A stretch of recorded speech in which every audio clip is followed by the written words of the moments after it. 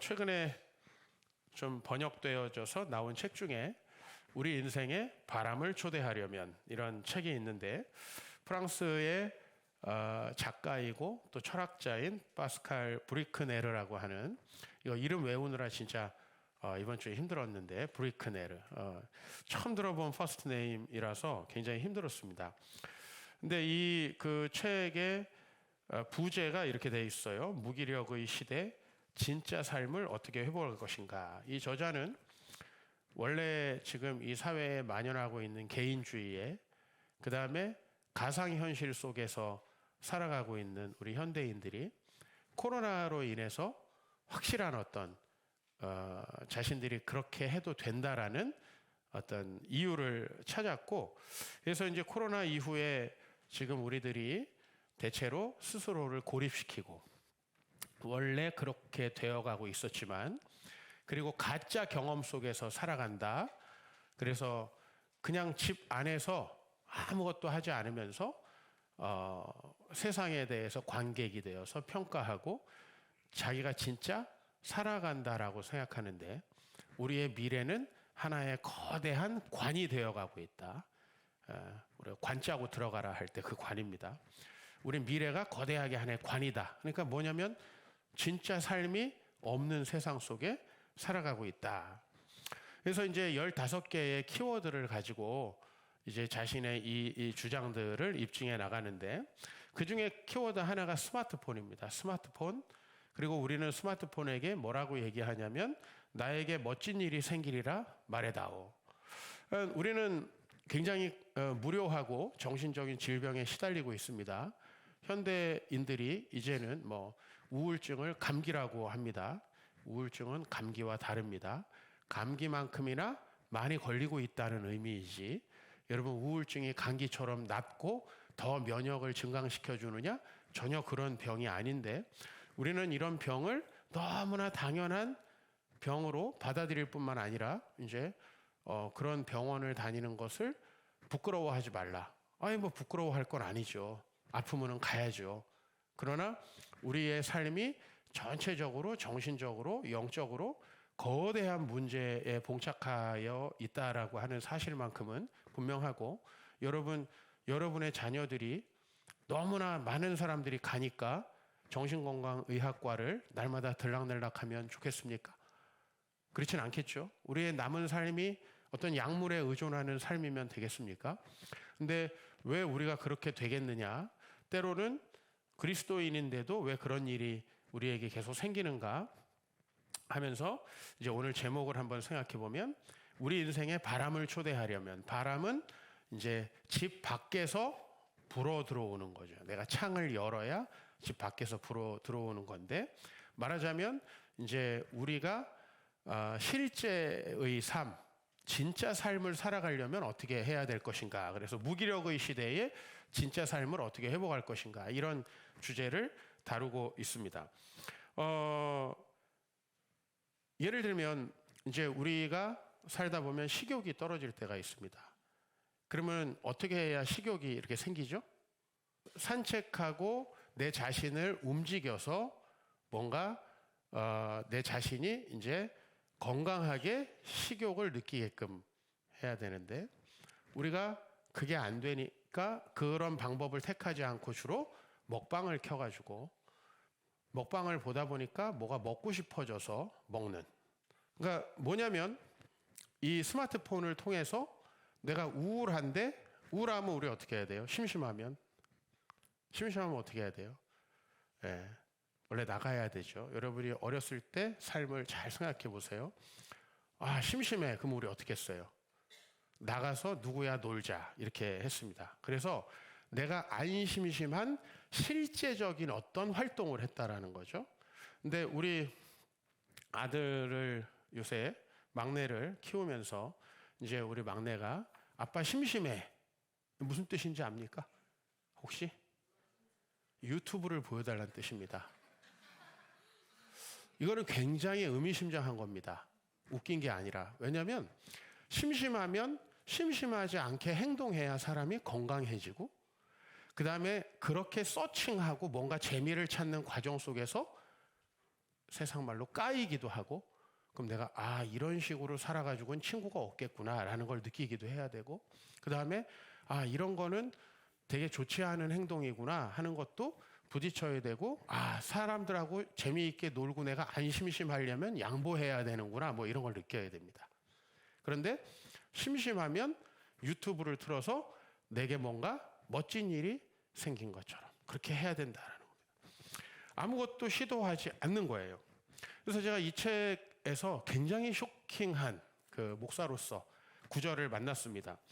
죽음 이후에도 삶이 있는가? 이 거창한 종교적 질문은 옛날 이야기가 되었다. 오늘날을 살아가는 평범한 사람들이 품은 질문은 오히려 그 반대다. 죽음 이전에 진짜 삶이 있기는 한가? 라고 하는 거죠. 세상은 복지사회가 되어가고 스마트폰으로 모든 게 가능해진 세상이 되었습니다. 그래서 실제로 내가 움직이지 않고, 실제로 내가 산책하지 않고, 실제로 다른 사람을 만나서 사랑하지 않아도 그 모든 감정을 대리해서 느낄 수 있습니다. 그러니까 거기에는 삶이 없는 거죠. 그죠? 삶이 없는 거죠. 이게 얼마나 심각한 것인가. 그래서 이분은 기독교 교회의 부흥을 일으키려고 이 책을 쓴 것이 아닙니다. 근데 우리가 코로나 이후에, 물론 이전에도 엉망이었지만은 우리가 얼마나 심각한가. 신앙이라는 것은 내가 관념의 세계로 묻히는 게 아닙니다. 예를 들면 우리가 밀양이라는 영화에서 이 세상이 기독교에 대해서 비판하는 게 뭐예요? 내가 어떤 잘못을 했는데 하나님이 나를 용서했다라는 관념의 세계 속에서 위로받고 모든 종교 행위가 끝나는 겁니다. 그게 아니라 내가 지금같이 살아가면 계속 사람을 미워할 수밖에 없고, 또 다른 사람들을 피해를 줄 수밖에 없고, 하나님을 따라 이웃을 사랑하지 못하는 내 삶이 파멸에 이를 수밖에 없으니까 그렇게 살아오던 내 삶과 다른 방향으로 나를 움직여가는 거.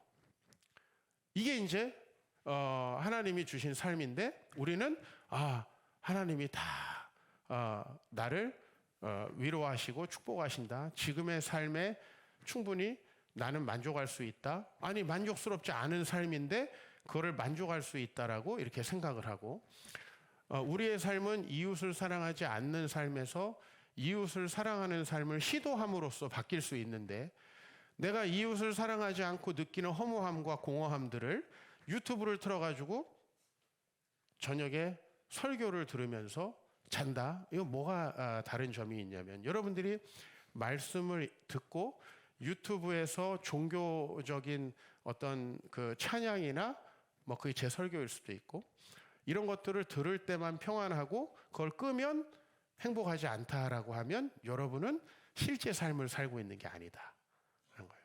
실제 삶을 사는 사람은 그 실제 삶 속에서 하나님과 동행하고 그분이 나에게 주시는 의미와 가치 속에서 풍성하기 때문에 내가 진짜 이 세상의 것들이 소망되지 않고, 그런 그 나에게 종교적인 자극이 없어도 그 자체로 나에게 평안할 수 있다. 행복할 수 있다. 그런데 그런 게 전혀 없는 삶, 그런 삶이 되는 거죠. 그래서 이제 코로나가 우리를 더 그런 상황 속으로 몰아넣고 있다라는 겁니다. 이 사람은. 그래서 이제 밖에 안 나가고 모든 것을 집 안에서 할 수 있게 됐고, 스마트폰을 켜서 내가 우울한 문제를 해결하게 되는 거죠.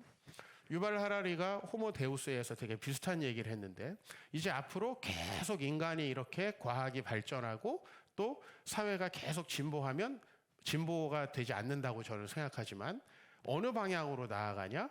우리가 24시간 마약같이 유해하지 않은 어떤 호르몬을 투여함으로써 내가 행복하다라는 느낌을 갖게 하는 쪽으로 갈 것이다. 그러니까 실제로 행동하면서 이웃을 정말 사랑하면서 내 자신이 되지 않았던 것들이 내가 부딪혀서 깨어지면서 되면서, 리더십이 없던 내가 소그룹에서 리더십을 배워가면서, 리더십이라는 게 결국은 뭐예요? 다른 사람들에게 영향을 미치는 건데, 영향을 내가 미치려고 한다고 해서 영향이 미쳐집니까? 예를 들면 꼰대랑 선배의 차이는 뭐냐면, 똑같은 얘기를 했는데 듣기 싫으면 꼰대고 듣고 싶으면 선배예요. 그러면 어떤 사람의 이야기는 듣고 싶고 어떤 사람의 얘기는 듣기 싫은가? 내용이 다른 게 아니라 그 사람이 갖고 있는 그 맛이에요. 맛. 저 사람은 밥맛이 없어. 그럼 얘기하고 싶지. 얘기하는 것이 싫은 거예요. 그죠? 똑같은 설교를 오늘 여기 청중들이 듣고 있는데 어떤 분들은 너무 재미없고 밥맛 없는 설교다 라고 생각할 수도 있고 어떤 분은 전혀 아니라고 생각할 수도 있어요. 똑같은 내용인데. 그러니까 여러분들이 직접 부딪혀서 이 관념의 세계 속에서 내 마음의 위로와 평안을 주는 찬양을 듣는 그런 종교 생활에서 벗어나서 우리가 이웃들을 사랑하려고 해요. 그럼 제일 먼저 나타나는 현상이 뭔지 아세요? 난 네 사랑 받기 싫어 이거예요. 왜냐하면 그 사랑이 잘못된 방식으로 또 나의 만족을 위해서 나가거든요. 사랑을 해본 적이 없으니까. 여러분 그걸 제일 먼저 느끼는 게 가정이에요. 누가 도시락에 콩으로 하트 하라고 그랬어요? 그런 방식으로 사랑받기를 남자들 원하지 않습니다. 그걸 원한다면 아직 유아기를 벗어나지 못한 거예요. 예. 남자가 바보가 아니거든요. 이거 뚜껑 거꾸로 열어서 밥 먹습니다. 그래서 거꾸로 열어가지고 밑에 안 보이게. 무슨 얘기냐면 시도해야 이런 것도 알 수 있다는 겁니다. 그죠? 그러니까 우리가 모든 것을 직접 부딪히지 않고 그래서 이 말이 충격적이라는 거죠. 죽음 이전에 진짜 삶이 있기는 한가. 오늘 그 요한일서 말씀에서 이 요한이 예수님을 되게 독특하게 소개합니다. 1장 1절에 보면 태초부터 있는 생명의 말씀에 관하여는 이 태초부터 있는 생명의 말씀은 항상 요한이 예수님을 표현하는 것이죠. 예수님을 태초부터 계시던 분으로 설명하는데 그 생명의 말씀에 관하여는 우리가 들은 바요, 눈으로 본 바요, 자세히 보고 우리 손으로 만진 바라 이렇게 얘기를 했어요. 여러분, 예수님에 대해서 요한이 강조하는 건 예수님은 진짜 몸으로 오셔서 이 세상을 사신 분이라는 거예요. 그래서 우리가 그 살을 만져봤고 그분의 목소리를 들었고 우리는 그분이 행동하는 걸 봤다라는 얘기를 하는 거예요. 그럼 여러분 이 얘기를 왜 해요? 너무 당연한 얘기잖아요. 이 말씀이 어떤 의미가 있는가? 이 요한 1, 2, 3서는 항상 제가 말씀드리지만 이제 어떤 일군의 악의 무리들에 대항해서 그 악의 무리들이 신앙생활을 하고 있는 그 잘못된 모습에 반대되는 어떤 얘기를 하려고 이 얘기를 하고 있는 겁니다. 그러니까 보세요. 지금 신약 성경에는 되게 많은 편지들이 있어요.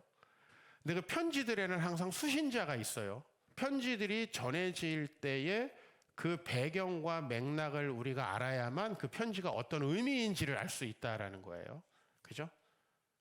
그래서 우리가 뭐 헤어지기 위해서 어떤 형제가 자매에게 편지를 쓴다 그랬을 때 우리 참 그동안에 행복했었는데 무슨 말이에요?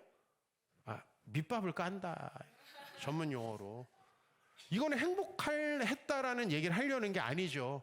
물론 이제 이걸 어떤 사람들은 행복했잖아 막 하면서 그 부분만 막 확대해가지고 생각하면 할 수 있는데, 그러니까 요한일서에서 이 요한일서의 독자 공동체에게 가장 중요한 건 예수님이 실제 사람이셨고, 그리고 2절 말씀 보면 이 생명이 나타난 바 됐다. 우리에게 오셨다. 그래서 우리는 3절 보면 보고 들은 바를 너희에게 지금 전하려고 하는데 바로 너희로 우리와 사귐이 있게 하려 함이니, 이 사귐이라는 건 실제적인 부딪힘, 만남. 그러니까 기독교 신앙이라는 것은 우리가 신을 관념의 세계 속에서, 예를 들면 지금 내가 굉장히 미래가 불안해요. 근데 계속 마음의 눈으로 묵상을 하는 거죠. 나의 미래는 불안하지 않다. 누군가 절대적인 능력이 있는 신이 나의 미래를 보호해 주실 것이다. 이걸 계속 관념 속에서 묵상함으로써 마음의 평안이 잠깐 사라지는.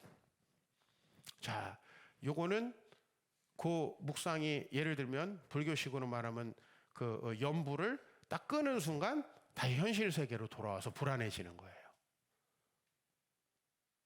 그러면 목사님 안 불안해지려면 어떻게 해야 됩니까? 그거는 여러분들이 하나님이 주신 그 말씀을 이웃들과 실천하는 훈련, 내 삶에서 하나님의 뜻대로 살아가는 훈련을 하는 거예요. 그래서 내가 실제로 사랑하고 나누고 헌신할 수 있게 되면 안 불안합니다. 이게 무슨 말인지 모르시는 분들은 해본 적이 없는 거예요. 그 무슨 얘기냐면 내가 내 삶이 하나님 안에서 허무함과 외로움으로 가득 차 있습니다. 근데 내가 만약에 중간에 잠깐 찬양이나 어떤 종교적 감성이 들어있는 유튜브를 통해서 종교를 가상 체험하는 거죠. 내 피부와 삶으로 함께 예수님을 우리가 만지면서 교제하면서 살아갔던 그 사람들처럼 예수님의 제자들이 얼마나 쉽게 말하면 많이 깨집니까? 그죠? 베드로가 들었던 충격적인 말씀. 닭이 울기 전에 너가 날 3번 부인할 거야. 너가 그런 놈이야. 그죠? 목사님 말씀이 너무 좋아요. 말씀대로 전혀 안 살면서. 이런 얘기를 하다 보니까 아무도 말씀이 좋다라고 얘기를 안 해요. 왜냐면 또 이렇게 얘기할까 봐 이렇게 막 가상으로 들리잖아요. 나는 내 무덤을 파고 있어요. 근데 그게 실제적으로 제가 그런 얘기를 왜 여러분에게 하냐면 그 종교 생활이 여러분들에게 아무 의미가 없기 때문이에요. 내가 하나님과 맞닿아 있고 그분의 생명이 내 안에 없어요. 그런데 생명이 없는데 생명이 있는 것처럼 하고 싶어요. 그죠? 그러니까 가상 종교 체험을 가지고 들어오는 거예요. 오늘 여기에 모임도 그런 모임일 가능성이 많아요. 누군가에게는. 그러면 여러분 이 가상 종교 체험이 딱 끝나고 나면 또 불안함이 막 찾아와요. 그럼 이제 종교 의존, 종교 중독이 되는 거죠. 그래서 여러분들 요한이 얘기하는 건 뭐냐면 우리는 가상으로 영으로만 존재하는 사람들이 아니고 몸이 있는 존재다라는 걸 얘기하는 거예요. 예수님도 몸이 있었고 우리도 몸으로 신앙생활을 해야 된다. 요한 1서 이제 2장 9절. 그러면 잘못된 예를 들어보는 거예요. 빛 가운데 있다 하면서 왜 이제 하나님을 우리가 빛이라고 해요. 빛과 사랑. 단테가 신곡에서 바로 이 요한 1서를 보고 하늘을 천국으로 어떻게 묘사하냐면 빛과 사랑으로 묘사해요. 하나님을. 그래서 시작할 때는 하나님의 그 천국에서 비추는 밝은 빛. 끝에는 그 하나님이 모든 생명을 품는 사랑. 이렇게 해서 그 천국에 대한 묘사를 맞춰요. 근데 이 요한 1서가 바로 이제 하나님을 빛과 사랑으로 묘사하는데 그 중에 이제 빛의 차원이에요. 빛 가운데 있다 하면서 그 형제를 미워하는 자는 지금까지 어둠에 있는 자요. 그런데 여기서 이제 그 형제를 미워하는 자는 여전히 어둠 속에 있다. 이제 어둠 속에 있다는 건 우리가 하나님을 믿기 전에 우리에게 있는 불안함과 두려움과 우울함과 허무함이 전혀 해결되지 않는 상태로 계속 살아간다 이런 의미예요. 그러니까 우리 안에 예수님을 믿었기 때문에 전혀 새로운 어떤 것이 아직 느껴지지 않은 상태로 있다. 근데 여기 되게 중요한 건 뭐냐면 왜 자기가 근데 빛 가운데 있다라고 생각하느냐는 거예요. 이건 가상 체험이죠. 자, 이제 여러분들이 휴일이 됐습니다. 이틀 동안 오징어 게임을 정주행하기로 했어요. 오징어 게임을 보는 동안에 여러분들은 굉장한 긴장과 서스펜스를 느낍니다. 그죠? 근데 실제로 보면은 어떤 일도 벌어지지 않은 거예요. 여러분에게는. 맞죠? 근데 내가 느낀 그런 긴장과 서스펜스는 뭔가요? 그래서 나는 이틀 동안을 굉장히 즐겁고 아주 익사이팅하게 보냈다고 생각을 해요. 실제로는 아무 일이 벌어지지 않은 거예요. 맞죠? 여러분이 러브 액츄얼리 보면서 막 엄청 막 아무 일이 벌어지지 않은 거예요. 특히 우리 오늘 나와서 찬양했던 청년들은 절대 보지 말길 바랍니다.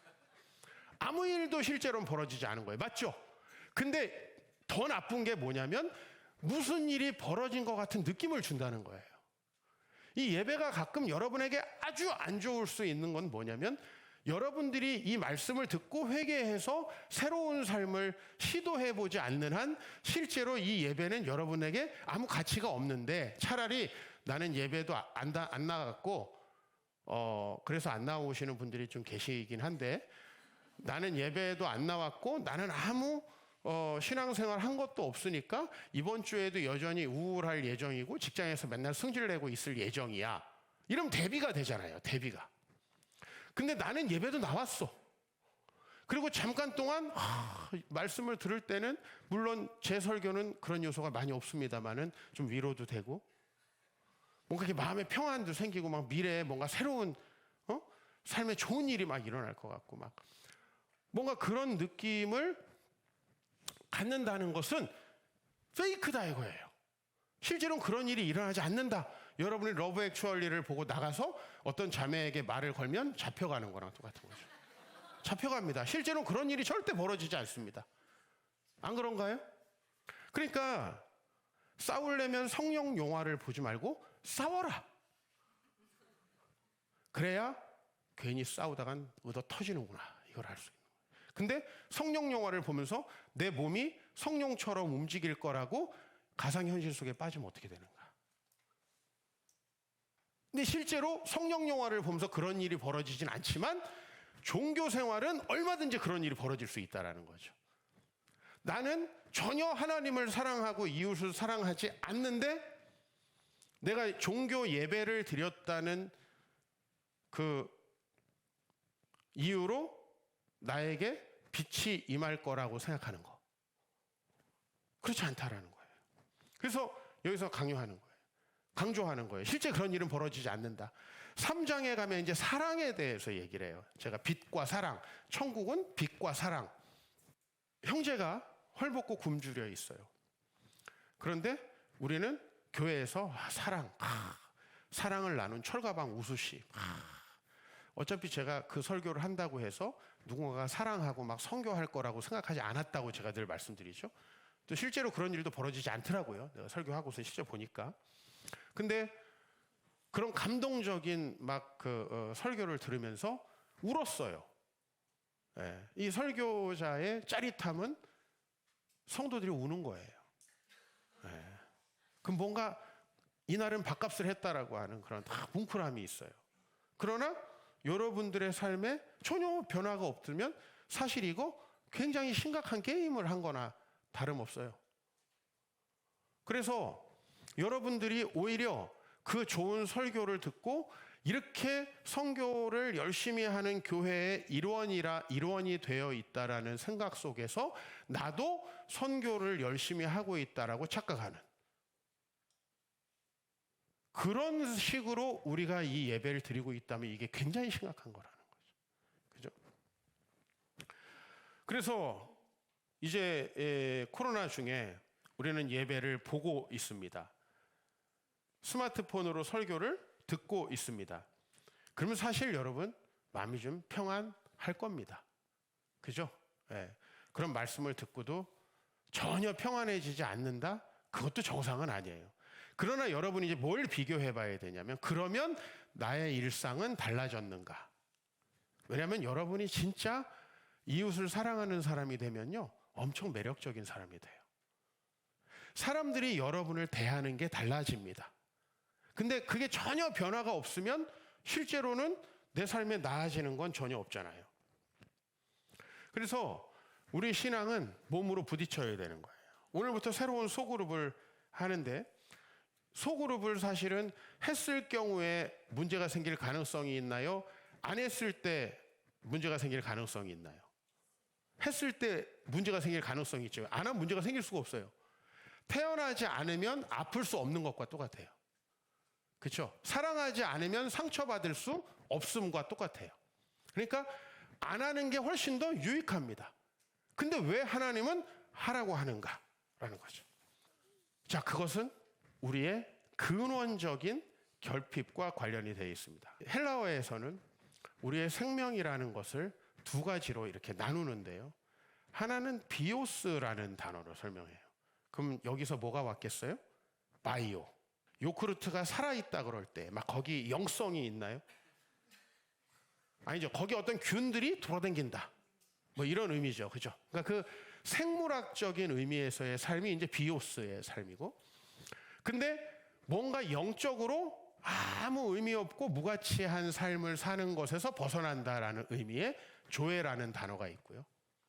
그 다음에 이 헬라 사람들은 저 옛날 시절에 우리가 더 이상 먹지 못하게 되었던 열매가 있어요. 그건 바로 생명나무의 열매라는 거예요. 이 생명나무의 열매의 이 생명은 물이나 음식처럼 우리 육체를 위한 비오스를 위한 그 열매가 아니고 조에다. 조에라는 것이 바로 생명이다라고 얘기했는데, 이 조에는 뭐냐면 사실은 실체가 없는 어떤 삶이에요. 근데 이게 진짜 삶이에요. 근데 우리는 이 실체 비오스를 어디서만 얻을 수 있냐면 하나님과 함께 있을 때만 얻을 수 있어요. 좀 더 정확히 말하면 하나님과 함께 있으면서 그분의 말씀에 순종하면서 살아갈 때, 이게 이제 신비한 교제고 연합이죠. 그죠? 여러분, 제가 여러분들과 언제 이렇게 하나됨을 느끼냐면요, 여러분들이 제가 전하는 복음을 따라서 살아갈 때 저는 하나됨을 느껴요. 맛있는 브런치를 먹을 때 전혀 살아있음을 저는 같이 못 느낍니다. 그렇게 해서 느끼는 게 아니라는 거예요. 여러분들이 이 말씀 속에서 주어지는 그 복음을 따라 함께 어디에선가 살아가고 있을 때 그게 하나됨을 느끼거든요. 근데 바로 우리는 이제 왜 그러면 교회에 왔는가? 여러분은 가상현실에 만족할 수 없어서 교회를 왔어요. 근데 이 교회가 때로는 가상현실이 될 수도 있다라는 말씀 드리는 거예요. 위닝 11을 한다고 게임을 하는 건 아니잖아요. 제가 부탁드리는데 축구를 실제 하지 않는 분들은 위닝 11을 하지 마세요. 실제 열심히 경제활동을 하지 않는 분들은 백만장자 게임을 절대 하지 말라는 거예요. 왜? 그냥 없다라는 걸 느껴라 이거예요. 개발이라는 걸 느껴라. 그래야 조금이라도 개발에서 벗어날 수 있다. 연애를 안 하는 사람이 자꾸 연애 심리 게임 막 이런, 나는 솔로 지옥 탈출 막 이런 걸 하지 말라는 거예요. 왜냐면 그 가상 속에서 나 같으면 이렇게 할 텐데 이러면서 더 심각한 문제에 빠진다는 거예요. 그냥 그 외로움을 느껴라. 막 미칠 것 같은 그 힘겨움. 그걸 느껴야 사람은 먹으려고 합니다, 밥을. 그걸 내가 채우면 어떻게 됩니까? 죽습니다, 그러면. 영적 갈망을, 그래서 우리는 이제 영적 갈망이, 결핍이 어떤 형태로 나타나냐면은 온갖 정신적인 공허함과 허무함의 형태로 나타납니다. 우리가 하나님과 함께 있지 않다라는 것이 여러분에게는 다양한 문제로 드러난다는 겁니다. 그런데 그걸 우리는 이제 어떻게 채우기 시작하냐면 기분 전환과 가상적인 성취로 채운다는 거죠. 예전에는 그나마 나가서 테니스를 치든지 나가서 고스톱을 치든지 뭘 쳐야 돼요. 근데 지금은 그거를 너무너무나 쉽게 가지고 들어와서 넷플릭스를 본다든지 내가 현실에 있지 않다라는 느낌을 주는 어떤 것이죠. 그래서 점점 더 나를 현실 속에서 많이 이탈시키는 그런 소재들이 여러분에게 잘 팔리는 거죠. 왜? 내가 이 현실 속에 있다고 하면 너무 괴롭잖아요. 난 지금 실업 상태에 있고, 난 지금 남편과 냉전 상태에 있고, 직장에서 언제 잘릴지도 모르는 상태에 있다라고 하는 것이, 그리고 궁극적으로는 나는 삶의 의미를 느끼지 못하겠고 때로는 죽고 싶은 생각이 든다라는 그 느낌 상태에서 자꾸 우리를 이탈시켜주면 여기서 진짜 벗어나지 못한다. 여러분이 하나님의 뜻대로 살지 못하면 사랑받지 못하고 있을 거예요. 어디서든 존중받지 못하고 있을 거예요. 근데 그런 삶에서 벗어나려면 내가 진짜 그런 삶에 있다는 걸 깊이 느낄 필요가 있는 거죠. 그런 의미에서 성경은 부자가 하나님 나라에 가기가 어렵다고 하는 거예요. 왜? 부자일수록 더 대체제가 많죠. 더 대체제, 나를 가상적인 세계 속에서 이끌어갈 수 있는. 그래서 내가 아니, 가정도 안 다스리면서 왜 삼국지 게임을 하냐 이거예요. 저는 중학교 3학년 때 게임을 끊었어요. 게임 절대 하지 않습니다. 가상에서 벌어지는 어떤 일들에 나를 소모시키고 싶지 않고, 심지어는 여기서 내가 아이템을 해가지고 왕이 됐어. 현실에선 쩔이야. 이게 진짜 심각한 문제라는 거예요.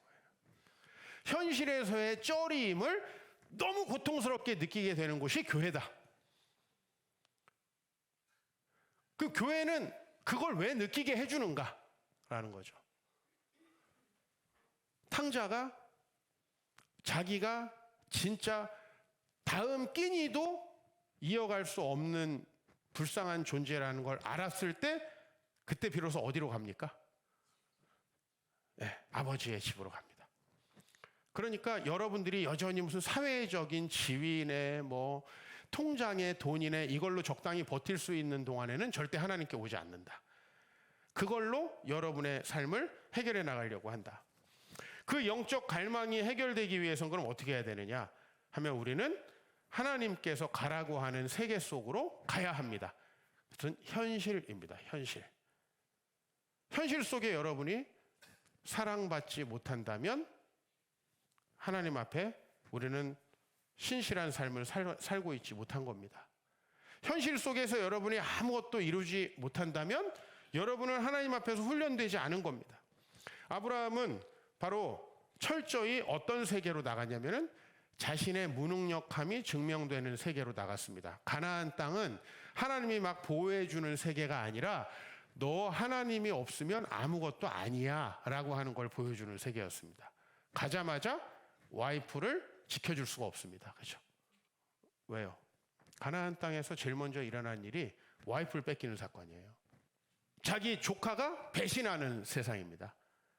자기가 데려 키웠는데 그 자녀가 좋은 땅을 차지해버리는 세상입니다. 그러면 여러분 엄청나게 불편한 감정들이 막 올라오겠죠? 우리가 넷플릭스를 보면 계속해서 긴장과 서스펜스, 그리고 행복하다라는 느낌들이 막 드는데, 그게 아니라 여러분들이 현실에 있으면 계속 불편한 느낌이 듭니다. 근데 그 계속 불편한 느낌 속에서 우리가 만약에 그것을 가상적인 방식으로 해결한다면 그게 예배일 수도 있거든요. 그렇다면 아니라는 거예요. 그렇게는 절대 그 세계 속으로 나올 수 없다. 온갖 위험이 도사리고 아무 미래도 보장되지 않는 세계 속에 하나님은 가라고 하는 거예요.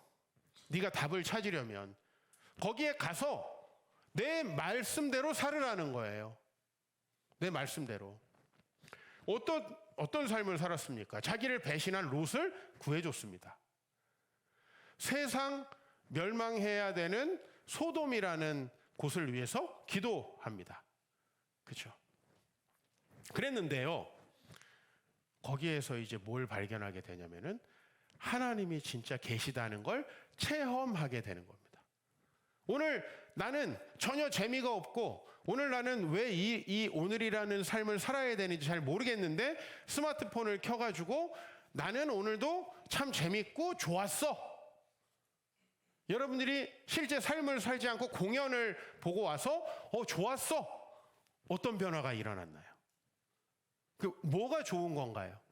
내 삶은 실제로 내일은 또 공연이 없는 한은 너무 무료한 그런 삶이라면 여러분, 우리는 아무 의미가 없는 삶을 살아가는 거고, 그 영적인 갈망으로부터 벗어나기 위해서는 여러분이 현실 속에 부딪히는 훈련을 해야 된다는 거죠. 부딪히는 훈련. 그거를 피하게 해주는 도구로서의 스마트폰의 사용을 자제하라는 거예요. 스마트폰을 사용을 해야 되고 잘 사용하면 매우 큰 유익이 있습니다. 그러나 여러분들이 그것을 도피하기 위한 방식으로 스마트폰을 사용한다면 그것으로 여러분들이 이 설교를 또 듣는다고 해도 큰 의미가 없다. 어땠을 때 그런 의미가 있느냐? 이 설교를 듣고 여러분들이 삶으로 나가고 싶은, 내 인생에 이 세상의 바람을 맞닥뜨릴 수 있는 용기가 생겼을 때 여러분은 이 설교가 의미가 있는 겁니다. 오늘 남편한테 맨날 욕먹다가 나오니까 너무 위로가 된다. 이게 아니라 뭔가 남편을 다시 사랑해 볼 수 있을 것 같아. 내가 직장 포기하고 싶었는데 이 말씀을 들어보니까 내가 무엇인가 여기서 부딪혀서 내 문제를 찾고 변화되고 더 나아지고 싶어. 그렇게 할 수 있을 것 같아. 참을 수 있을 것 같아.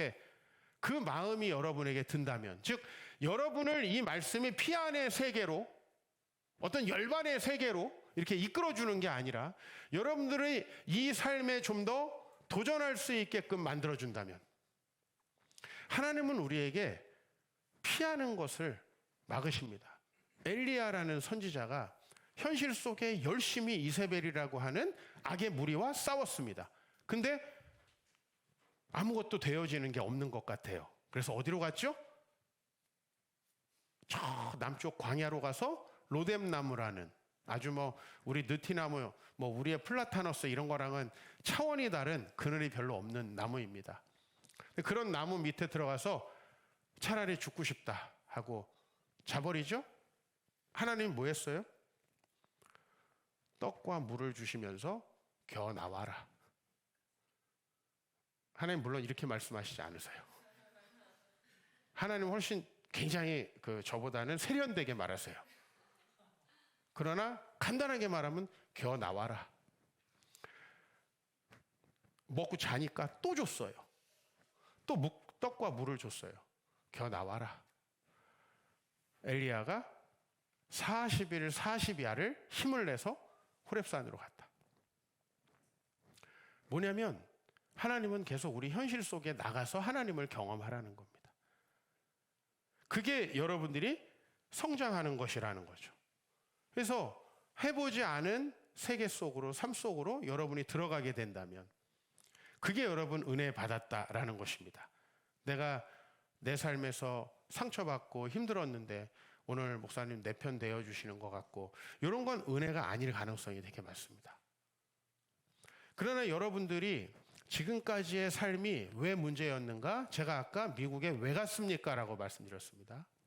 그냥 상처받고 힘들어서 갔습니다. 그럼 다시 와야죠. 그러나 저는 이렇게까지 얘기해 주진 못합니다. 이 모든 인간관계가 깨지게 돼 있어요. 그래서 저는 이렇게까지 얘기해 주지 못하고 설교 시간에 혹시 여러분들이 들어주실까 싶어서 이걸 나눕니다. 피한 거죠. 그죠? 그러면 상처받고 힘든 곳을 싸매고 뭔가 거기서 내 자신에게 주어진 사명을 감당하는 거죠. 그게 가나안이죠. 그곳을 통해서 누구를 경험하게 되냐면 하나님을 경험합니다. 근데 내가 가상의 현실로 뭔가 알 수 없는 좋은 일이 생길 것 같은 그곳으로 피해버리면 하나님은 더 이상 일하실 공간이 없는 겁니다. 왜? 또 문제 생기면 우리는 또 다른 가상의 공간으로 피해버릴 거기 때문에. 그렇게 우리가 교회를 다니면서도 아무것도 되지 않는다.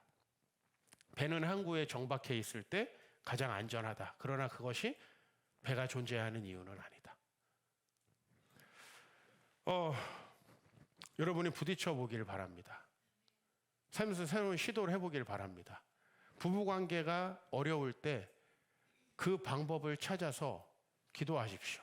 불평불만하는 거 중단하시고 이혼 서류 뒤적거리지 마시고 방법을 찾아보십시오.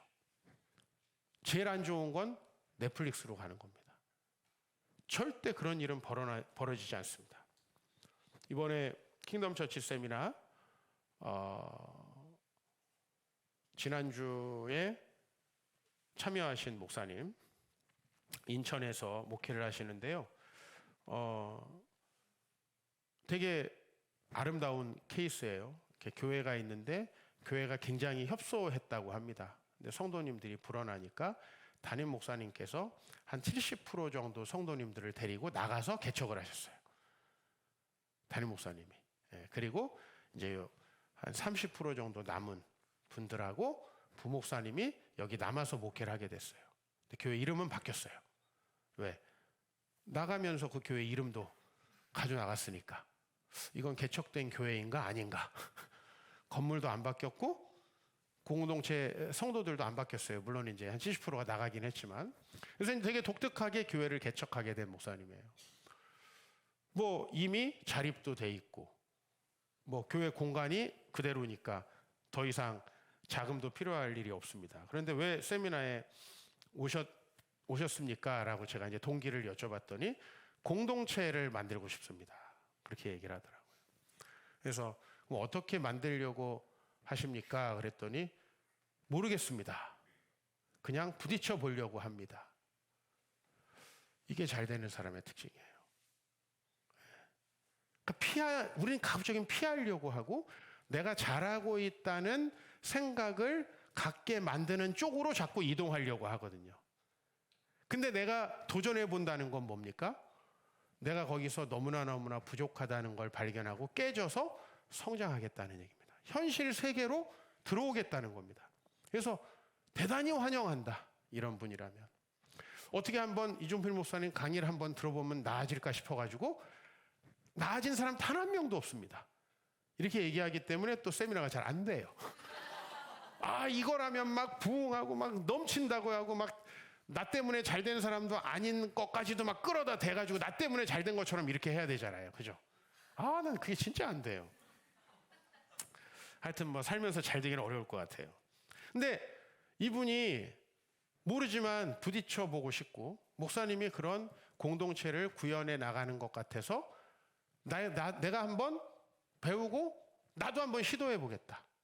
한 번도 해본 적이 없는 그런 곳을 뭔가 시도한다고 했을 때 그분이 굉장히 큰 성장을 할 것 같고 그 안에서 하나님을 만나게 될 것이다.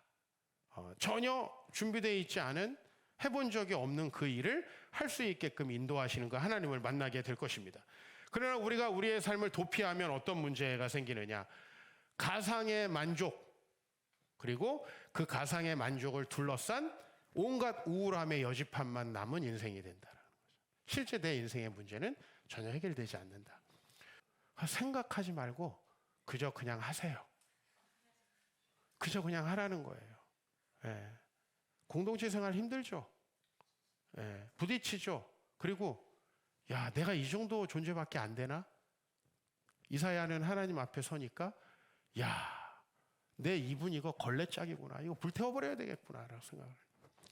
근데 그거를 맞닥뜨리는 게 기독교예요. 예수님을 만나서 우리가 제일 처음에 맞닥뜨려야 되는 건 예수님이 우리 때문에 죽으실 수밖에 없었다는 사실. 근데 난 괜찮아. 나는 별 문제 없어. 이대로 살아도 괜찮다고 하네. 화이팅 해주네. 이런 것으로 빠져들면 우리는 안 된다는 거죠. 우리 자신이 나아갈 수 있는 훨씬 더 아름다운 삶이 있습니다. 비록 지금 내 삶이 나를 지키기도 버거운 삶이에요. 아브라함의 삶이 자기 아내도 지킬 수 없는 삶이에요. 그런데 아브라함의 삶을 보면 모든 게 지켜졌을 뿐만 아니라 그는 믿음의 조상이 돼 있어요. 그래서 그에게는 조회가 있는 거예요. 여기까지만 하겠습니다.